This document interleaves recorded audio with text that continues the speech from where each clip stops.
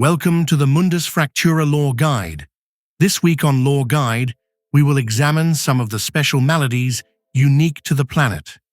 Beyond the vast array of natural illnesses native to the planet, Mundus is host to both magic and psionic-based afflictions.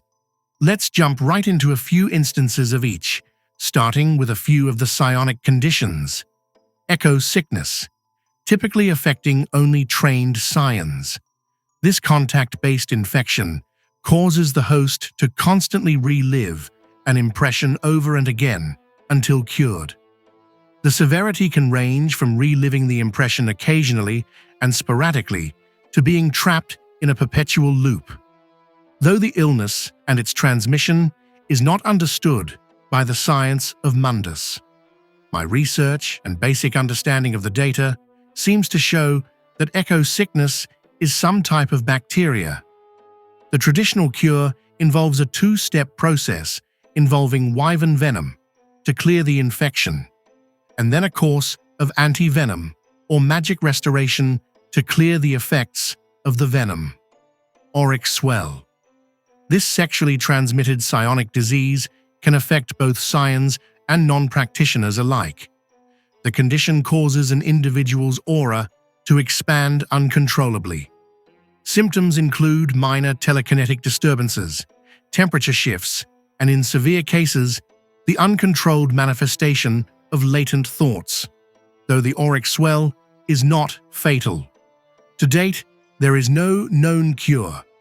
Leeching, or sometimes called psionic mono, is a malady, where in place of the infected psions suffering symptoms very similar to mononucleosis. Instead, individuals nearest to an infected psionic suffer instead. It is often incredibly difficult in large population centers to tell the difference between an average outbreak of mono and a single individual suffering from leeching. Both illnesses' symptoms include extreme fatigue, fever, sore throat, headaches and body aches, swollen lymph nodes in the neck and armpits, swollen liver or spleen or both, and rashes.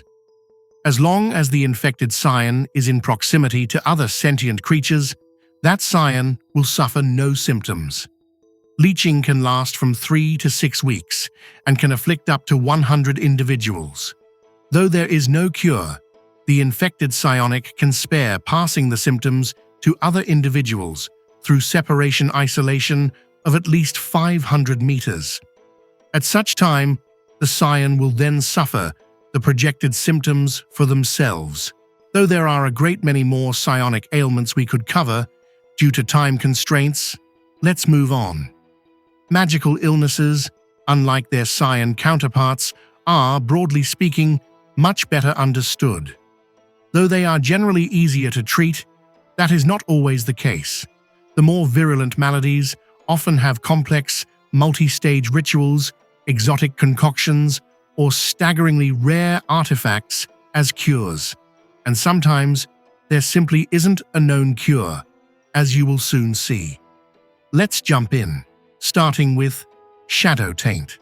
This currently thought to be incurable proximity-based affliction affects only individuals on the ethereal or spirit plane. It is contracted by spirit-based individuals on encountering an infected umbral or shadow-based species. Once infected, the spirit has but 3 standard Mundus days, about 90 hours, to find a cure.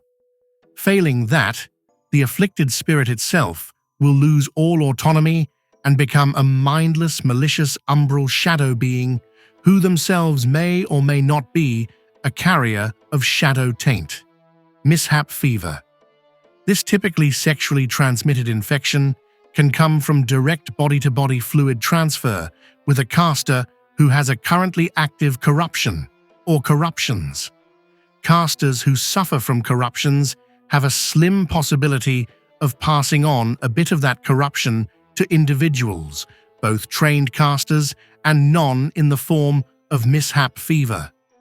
It should be made clear that though an individual may have corruptions, they themselves may not suffer from mishap fever. Individuals infected by this magical virus will feel physically fine, but will have a greatly increased likelihood of miscasting spells and the catastrophe of corruptions for from 6 weeks to 6 months. There is no known cure at this time. However, there are recorded instances of divine intervention which have removed the ailment. And finally, we come to transposition. This strange, possibly genetic disorder transfigures the individual's connection to the magical weave in some way, causing all magics cast to have a high probability of not performing as intended. Fireballs that heal, teleportation, spells that dimensionally lock, healing spells that harm, and all manner of chaos. This rare affliction is little studied, little understood, and often simply blamed on the ranks of the grey casters, the Gladder Gra. Once afflicted with transposition, there is no cure, and it lasts for the rest of the infected's natural life. In my research, I have found the highest prevalence of transposition in the 8 Yaldoms of Floy, though it is by no means isolated to the region. My friends, if this episode has taught you anything, it should be that on Mundus, sometimes a sneeze is not just the common cold. That is all for this time. I hope you have enjoyed this episode. Stay tuned for future lore guides, and thank you for listening. Goodbye for now.